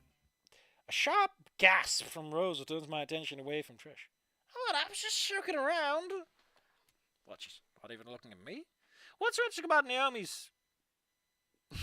Holy shit, I forgot. I like to imagine that this time Fang was informed about it, and Fang is like conspiring with Trish to get Anon in this situation so that she can be the hero to save the day. I would love that. That's such a cool way to twist things up. What the fuck is that?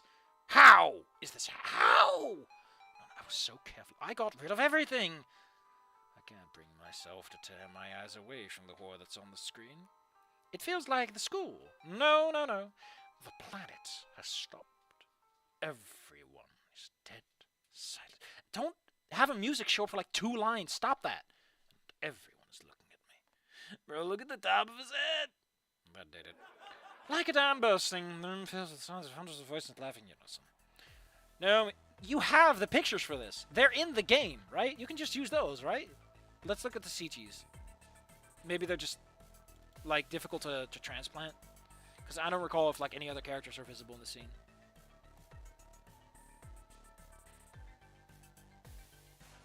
Where are they?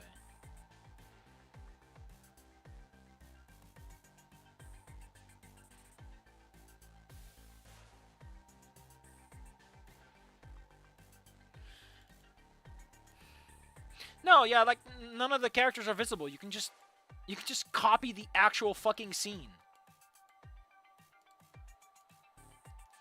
Naomi's frantic attempts to move past the slide about a whisper among the jeering. Change the slide! With every change of the slide, a new shame is heaped on my head. Up to Jesus, why there's so many? Each one is worse than the last. No way, it'll skip smiling. Oh my god! Anna, please talk to me! I'm dimly aware of Rosa's hand patting my cheek. There's a sudden boom from the front of the room, and then darkness. Hello, misery, my old friend. The lights come back on a second later, revealing what happened. Fangs, wings bristling, stands over the smashed remains of the... That's how you get expelled. Naomi, Nasser, and Reed are off to her side. The couple, no doubt, grilling him about how this could happen. And Trish, she's, nowhere to be found. Wait, what? What an abrupt transition. You can fade blacks, you know. The background and Rosa back in. Or slide her in from the side, I don't know. Maybe this is less finished, could be. Because I know it's not finished. Mino vivo? Rosa finally manages to twist my head away to face hers. Her voice trembles. No, you're okay. Alright, that's enough. Everyone get your ass back to class now! I can hear Spears' voice desperately attempting to reclaim order, but all that I see is Rosa. Look at me, mi novio. Look at me. Rosa blocks out the ugly faces in the crowd. In this moment, I'm reminded of that first awkward, almost kiss we shared in the school gardens. The laughter seems to die down somewhat. I mean, considering how... You could probably use that art, I guess. It's okay, Amo. It's all going to be okay. Why did Fang smash it? Again, if it's planned, awesome. Love the twist. Slowly, Rosa transfers her grip from one hand to my shoulder, gently pulling me up out of the seat. She never lets me look anywhere but her face, ever. How do you walk? Let's go, mi novio. Follow me. Smiling, she guides me along. Walking backwards is the never... I don't know if the laughter died down by now or not, but I don't care. Hers is the only voice I want to hear right now. Shh, I know. That's it. Just follow me, okay? Listen, she's going to lure you into a trap, and she's going to steal all your experience points and gold pieces. You fool. Just follow me. Oh, no. Outside, Rosa cradles me to her chest. I think we're outside of Spears' office. Are you going to be alright, mi novio? I can barely hear her words. Honestly, my mind is still fuming from what happened with Trish. That bitch. Don't listen to what they were saying, Anon. You do not need them. All that hostility during the midterms and now this. Okay, Anon, please listen to me. But why this? Why now? Why the fuck did Trish think she was doing? There are people who care about you here at school. People like me, people like Fang. Your friends. I swear to Raptor Jesus, when I find Trish, I'm going to make whatever happened today, because there's a mass shooting every day in America right now, so today or yesterday will do, look like a joke. So don't worry what other people say, okay, Ano? What it matters is there are people who care about you. You've got to learn to forgive. The sound of footsteps snapped me out of my daze. Rosa lets me pull away to face the new arrivals. It feels like her hand on my back is the only thing keeping me upright, though. Fang, what are you doing here?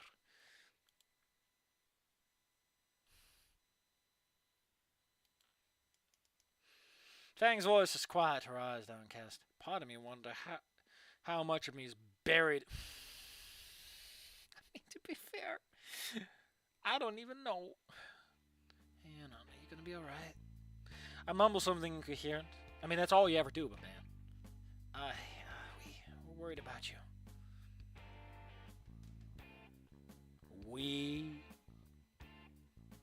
I hadn't noticed Reed slinking up behind her. I imagine Reed's tail usually drags over the ground. It's pretty fluffy, and I don't think he cares. It's kind of telling. Okay, it's very telling that, like, Reed is the one character that's extremely fluffy and feathery in this. It's not a thing they do a lot. Because in Volcano High, you also have, I guess, Sage to kind of reinforce the idea. It's kind of weird when you really do the math. I had to skip class, bro. I had to see how you were doing. I'm doing pretty shit, Reed. In case you missed it, I just got fucking doxxed in front of the entire school. Wait a minute. My thoughts focused himself away from the best way to dispose of a small busty dad for a second. Reed, you were at the projector.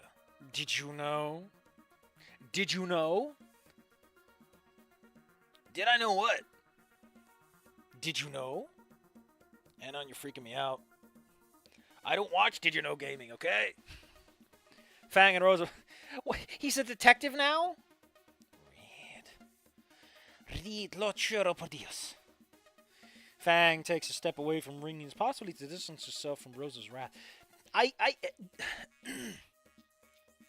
You're supposed to think better of Reed, man. Watching Rosa level that finger in his direction, though, I didn't think Fang had moved far away enough. What did you do? Whoa. Let's just calm down, mi amigos. Just hear me out, okay? Nose flaring like a bull, Rosa halts her attack.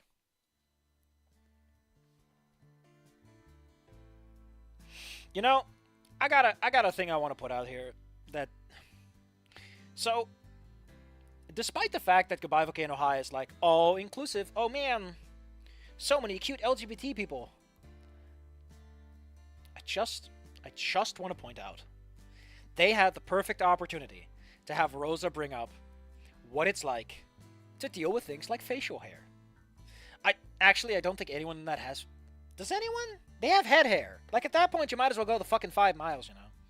I'm just saying that you missed out, Goodbye Volcano High. I'm just saying. But no, everyone is conventionally attractive. I mean, I guess Stella's a bit stout, but everyone else just looks fucking entirely on the record, you know? Hell, even Stella's fine. She's just squat. So if you're fine with a woman who can roll up into a wrecking ball and do some home renovating, hey, props to you. That's a win. You got a free wrecking ball out of the deal. You never know when you need a woman who can spin dash. Reed lays out his versions of events. By his account, Trish acted all on her own. Yeah, he's being a bit too observant, I feel. Anon was very aloof originally. Little bitch. Truthfully, with how angry I was, Reed could have blamed anything on Trish and I would have believed him. All that shit she did during the midterms had already lowered my opinion of her down to 0. What she just did wasn't adding more fuel to the fire. It was napalming it on its own. But just when I was ready to find Trish and rip her horns out one by one, Reed said the only thing I'd never thought about. Did you ever stop to consider why Trish was giving you a hard time?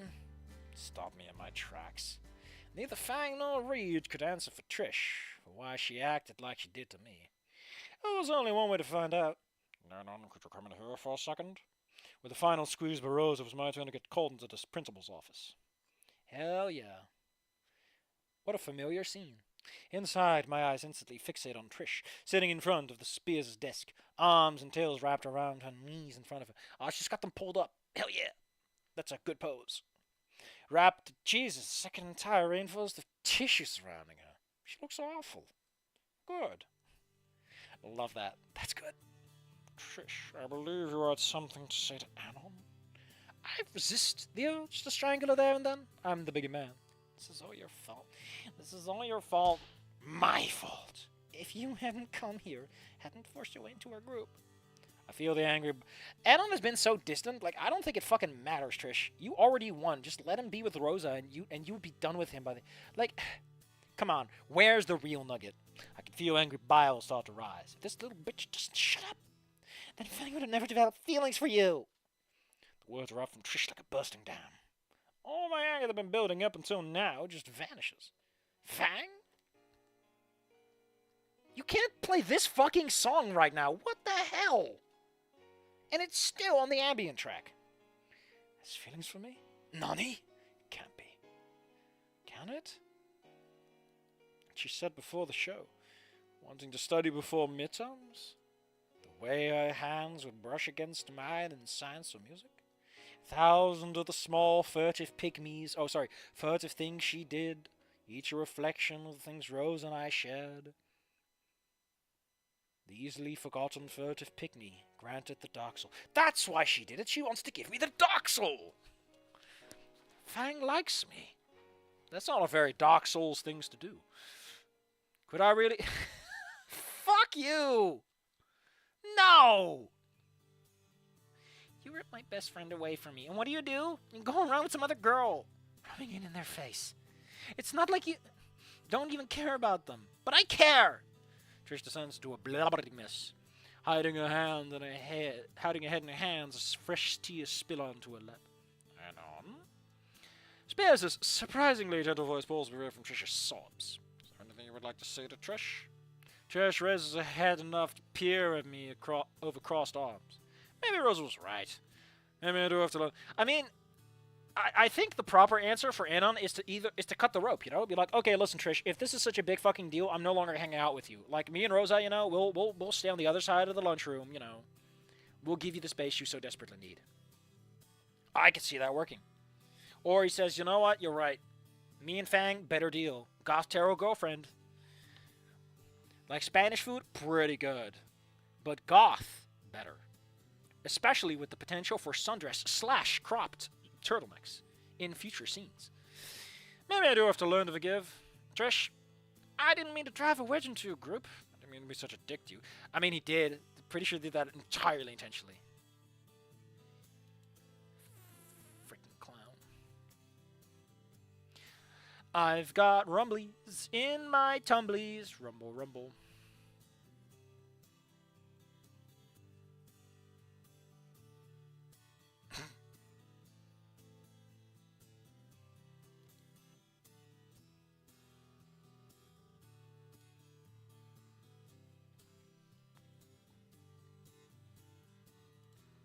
Her eyes widen in surprise. But what Fang feels for me? This would be a lot easier without Spears here. I can't control what she feels, any more than you can. I never meant to hurt Fang by getting with Rosa. Believe me, I just wanted to be Fang's friend. But what you did, even for someone you care about, that's fucked up. Trish withdraws into a little ball once more. I've got rumblies in my tumblies. Oh, bother. Indeed. Winnie the Pooh. Indeed. I'm not gonna fix it though. I've already hit my limit for the day. There will be starvation, and that's a good thing. Trish withdraws into a little ball some more. I'm sorry you felt the need to protect Fang's feelings like this.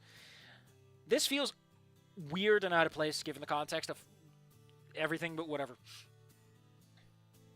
Like, this would work better if Rosa and her mom had like a scene where it's like, oh man, even though all bad, they forgive, and look at how good the forgive is. You know, something simple like that. And maybe one day I can forgive you for what you did, but not right now, okay? Trish stares at me like she can't believe what I just said. Frankly, I can hardly believe it either. Spears interjects at this point, wrapping a fatherly arm around Trish's shoulder. Very mature of you, Anon. You're a long way from where you started. Feel free to take the rest of the day off.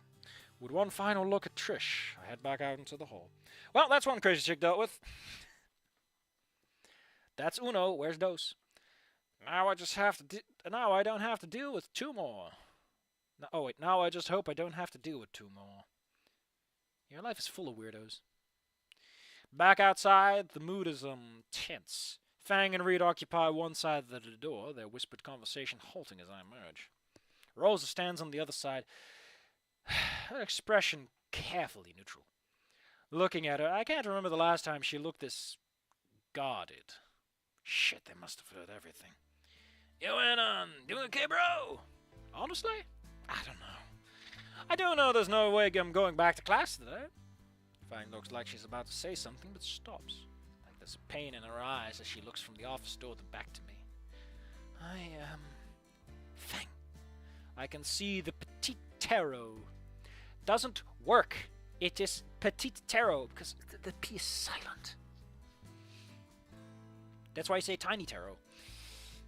Also works better. Whatever. Jumps at Rosa's word. Rosa doesn't sound angry. In fact, she doesn't sound like anything. And I think that's what's worrying everyone. Rosa, look, I'm sorry for what Trish did. But I had nothing to do with it. I swear, how could you not tell me? Fang's beak snaps shut. Rosa's voice is husky, full of half-promised tears. All this time feeling the way you do about him. All I can do is shuffle awkwardly as the two women turn their eyes towards me for a second. It's your anime harem, Anon. You gotta take care of him from time to time. You gotta water the flowers, like Rosa. Fang's not a flower. We'll have to think of a new metaphor. That must have hurt us just together each and every day. I'm sorry, Fang. Fang's face is the picture of disbelief. It's clear she never expected Rosa to be the one apologizing to her. And truthfully, neither did I. Arms outstretched, Rosa takes a step forward. Amigas? Fang hesitates for a second, glancing towards me. Her amber eyes catching mine. Harem route, hell yeah. I mean, considering the writing so far, it might as fucking well. In that instance, I can feel like I read her thoughts. I think Rosa would be the hard part of the equation, though. Not Anna or Fang. They would, like, Rosa and her family would not be okay with a polycule. You can call it a harem, but it's a polycule, and you're polygamous at that point. And you know that's a no-no for so many people. In that instance, I can feel like I feel like I can read her thoughts. If I do this, then any chance of us is gone. Smiling sadly, I nod my head. Friends, Rosa. Slowly, Fang curls her arms around Rosa, carefully looking anywhere but at me. Just friends. Ah, no, and no. Poor monkey man. The words seem to be meant more for me than for Rosa. Oh, gracious Fang, I know it is not easy being in your... Just then, the door to Spears' office opens, disgorging a dejected and tear-stained Trish. Ayo! Snarling, Rosa half lunges towards her. Oh, this song's great.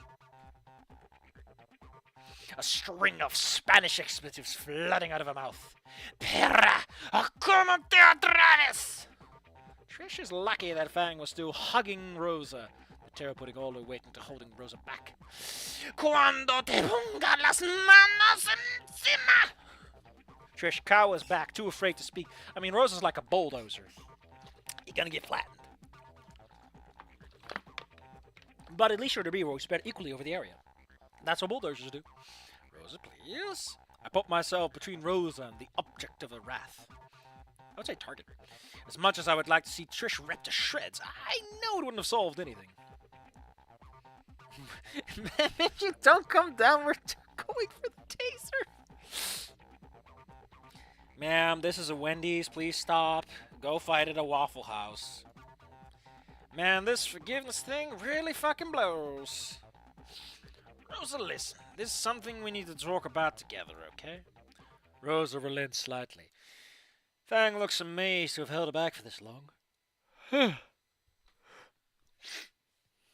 told me to forgive, right? Well, I can't forgive Trish if you murder her. I can hear Trish whimper. That's a fucking excuse. I can't forgive a dead man. We can. On their grave. Fine. Fang slowly lowers her arms, careful to keep them close enough in case Rose attacks again. Straightening her dress, Rosa gives me a cold glance. I may yet live to regret my decision. And no, I will wait for you by the exit. Shooting... staring daggers. You do not shoot daggers. That's the actual action of murdering. Throwing several handfuls of daggers at Trish, Rosa strolls off. Some of these are pretty high quality and made of silver, so I'll be pawning those off for a nice hot meal later. For moments, the four of us just stand there in silence, all eyes on the tiny Triceratops. Eventually, Fang breaks the ice.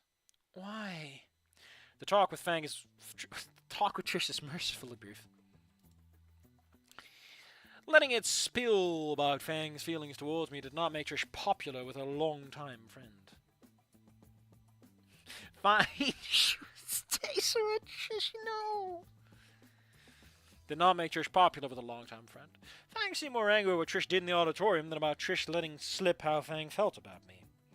Trish mostly just stood there and took it. She was standing there, breathing standing. I think she knew she messed up. She looked ready to start bawling again when Fang said she was going to take a break from the band. Reed stayed behind to comfort Trish as Fang and I left. Neither of us wanted to stick around for obvious reasons. As I turned my back on her, I couldn't help but think that Trish got everything she wanted. Romantically, Fang and I were finished. And as much as it hurt to admit, I think it was for the better. Gritting my teeth, I mentally prepare myself for what's about to happen. It's clear that everyone in school now knows my shame. And my name. 100% reason to remember my name. It's 10% luck, 15% skill, 10% concentrated power of will, 5% pleasure, and 5% pain. And that's not the right percentages. And 100% reason to remember the name. Keeping my head down, I try my best to ignore the passing jeers. Hey, there's the weeb. Goody is so pathetic. What is your power level? It's rock bottom all over again. I finally make it to the exit, shouldering open the door into the morning glare. Shouldn't you be aware of like how fast this stuff blows over? Like, in context, stuff like this shouldn't stick around, right? You've been in high school for a while. Surely others have happened where it went away. Thankfully, Rosa was there waiting for me. Immediately, I'm engulfed by a tight hug. Oh, the two of you fall down the stairs. Cool. No, just ignore those guys, okay? The scent of her hair lingers as she lets me go. That is because you have sniffed off half of my haircut and on. Get it out of there. Do you want me to take you home? And linger alone in my empty apartment? No thanks. Actually, maybe we could go for a walk or something. I just don't want to be alone right now. Hey, loser, think fast! What the fuck is... Oh, we're just copying that scene, huh? I don't know why this mod is so allergic to, like, completely superfluous choices. Maybe they just don't like him. I mean, you can just be like, I don't like that stuff, so I'm not gonna put him in. Ow. The bollard hit him right in the bollocks. I love this pose of Rosa. Something about her mouth makes her look a little silly. Oh no! Everything hurts. Even thinking about how much it hurts. Me no feel are you okay? Can you stand? I'm vaguely aware of something orange and indignant hovering above me. Ay, comece a traer esas pequeñas mierdas. Rosa helps me to my feet. Ow! My everything. Yeah, it's kind of weird she has sharp teeth, given that she mostly just chews and cuts stuff. You know, they cut the grass and then they chew it on the choppers. Can you walk? Should I call an ambulance? Once I'm upright, I manage to take stock of what happened. Still got my arms and legs. I don't think I broke it myself upon my body. Really felt the strength of the earth when I hit the ground, though. I try and take a step, and my legs collapse quickly beneath me. Fuck! Oh, Dios mío. And I'm pretty sure too hurt to walk. I really do think that having some rotations and like, again, it's probably not done. It's not done, I know that. But man, having characters snap into scenes is awkward. Surely a little fade in is like a line you can copy paste.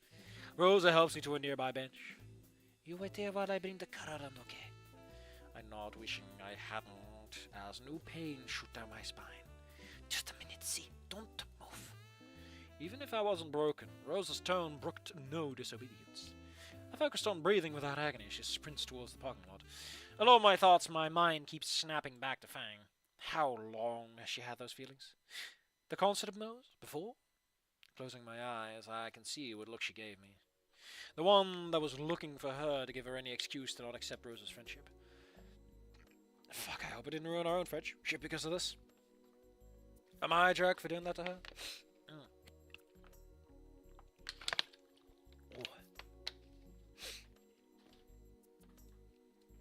No, I couldn't have kept her leading around like... You weren't even aware of it. She deserves the truth. That Rosa and I are a couple, and nothing is going to come between that. Why are there multiple endings to this? Like, it seems really cut and dry to me, but I know there's like a point where you get endings, right? A sudden sneeze awakens the fresh pain I never thought possible. Okay, maybe my death might come between us. We're gonna put the line in the sand right here. I like where it's going. It's cute enough when it's not being weirdly, overly specific with Anon's attraction, shall we say. It's all right. It's kind of cool. Again, there's some things here and there, but you know, as a whole, works. And I'm looking forward to the next stream.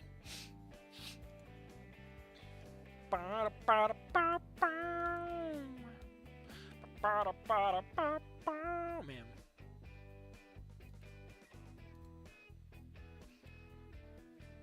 Well, I just found something I gotta show someone.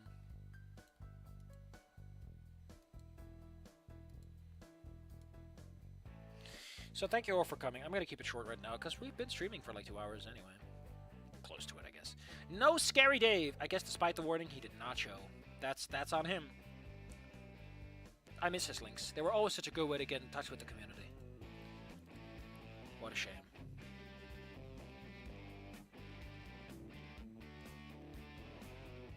There is, however, one thing that I feel the urge to say.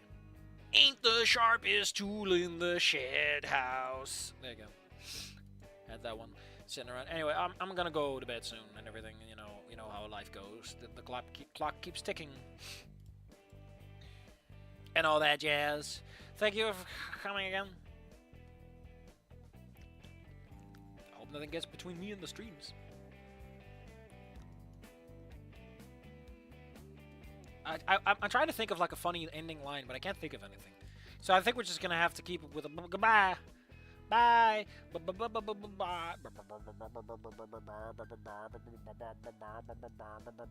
Bye.